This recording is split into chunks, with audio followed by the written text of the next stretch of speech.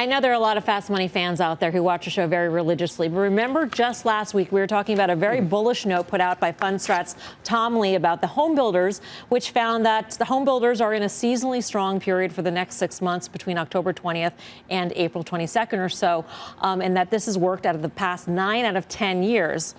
Well, Chartmaster says he's seeing something very different in the charts. Let's get back to Carter at the Plasma for more. Carter. Well, take a look at the following. That is that same high that the S&P and all global equities had. That was a Friday. It was the 26th of January.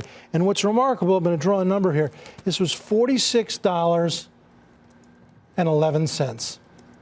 And on Friday, we got to $46.10. And we pivoted and we dropped hard, down a lot today. Before you can exceed a former high, you typically have to contend with it. That's why there's often multiple tops before you ultimately break out. But you almost never break out on the first approach. So could one draw the lines like this and say, yes, but we've accomplished the price move on an initial basis, right back to that former high. So could you draw the lines this way? Sure you can. There's a terminology for this. It's called a double top. Now, does it mean you go back to the lows? Nothing to do with that. But you do, in principle, have some form of a give back. And then I would point out that these little hash marks, every one of these red lines was yellow. It was an unfilled gap, and they've all been filled. And there are 5 unfilled gaps in this spurt higher over the past 4 or 5 months. Ultimately, I think we can fill some, if not all of those. This is a great setup. You have a reference point, the prior high. You go short, and if it exceeds the high by 2-3%, walk away.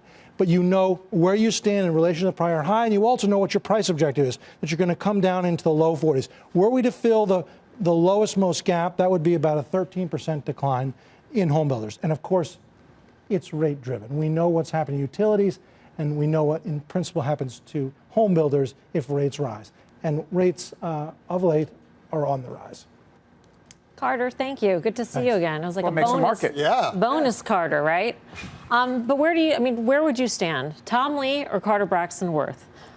I traded. Because you said that it worked like a charm. I traded Tom Lee's call last year, and it did work like a charm. But I think his charting is really compelling. All depends on time horizon, right? No, it does. And there were fits and starts last year, and I just think playing for a move back to that 40 level makes total sense. One last point: last year, when the ITB sold off, peak to trough, it was down 40%, double the S&P 500. It could get there quickly. I'm just saying to 40.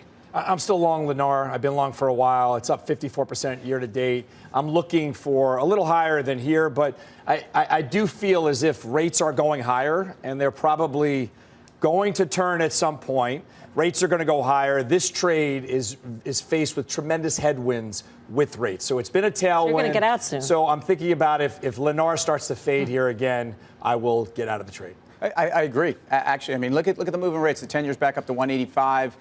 If you believe that we've hit that low in rates, it doesn't mean it's going to be dramatic in the short to medium term. The other thing I would be watching are labor numbers, payroll numbers, non-farm payroll on Friday. I mean, I think you have a case where at peak labor, those are the people buying the houses. Those are the ones making those mortgage payments. If any of this changes, the housing market has a different trajectory. Tom or Carter? I want everybody to get along. I think you can buy them both, right? But I think make a stand. This is fast money. So as of today, I am short bonds, which means I think rates are going higher. So you get the pullback in ITB, and then you buy that pullback.